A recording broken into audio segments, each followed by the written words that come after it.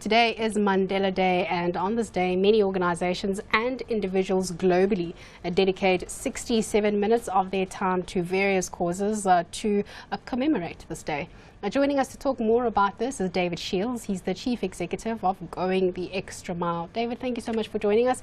Tell us exactly what it is that you do. Going the Extra Mile is about what, and how does this tie up with Mandela Day? Sure. First off, thank you so much for having me.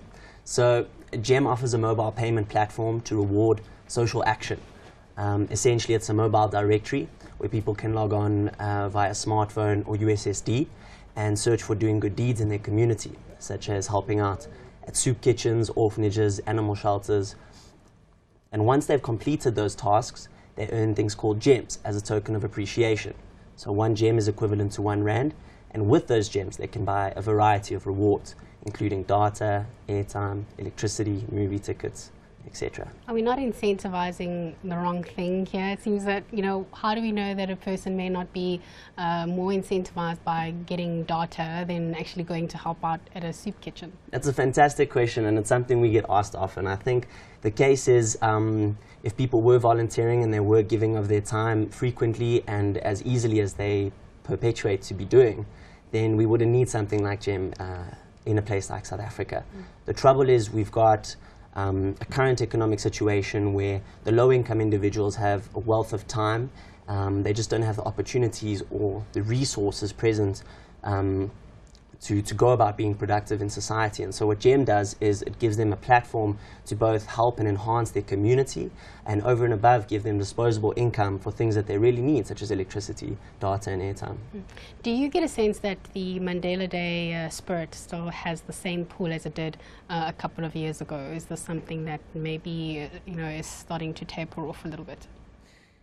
Yeah, I think I'm going to diverge from that question a little bit in the sense that when it comes to adults, so to speak, so our parents and their parents, we've been sold down the river almost. I say that because I think the youth of this country are genuinely interested in the progress and growth and in interacting and engaging with one another. But we've been sold this vitriol and hate, and they expect us to continue that legacy of not coming together, not being productive and proactive in our societies. So I think from a youth perspective, the onus really is on us, and we're taking that with open hands. How do you make money? I mean, do you make money out of this at all? What's been the response? So obviously you need to ensure that you give people the data or whatever there it is, for doing the good deed.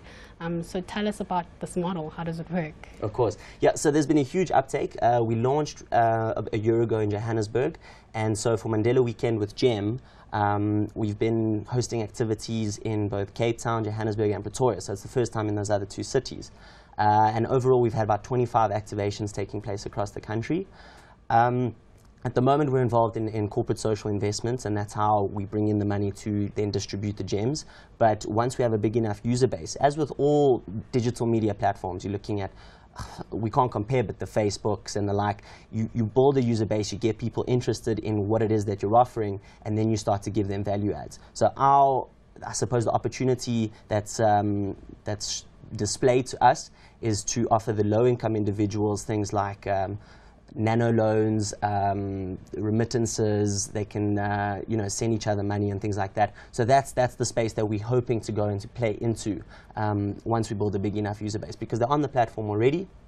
And so once we give them the value adds, there's almost no reason for them to leave the platform, because it's essentially a banking module but without the banking requirements. So it's a win-win situation there. Well, that's what we think. Yeah, that's the plan. David, thank you so much for coming in and telling us a bit more about what you're doing and your contribution to Mandela Day. Very big thank you to David Shields, Chief Executive of Going the Extra Mile.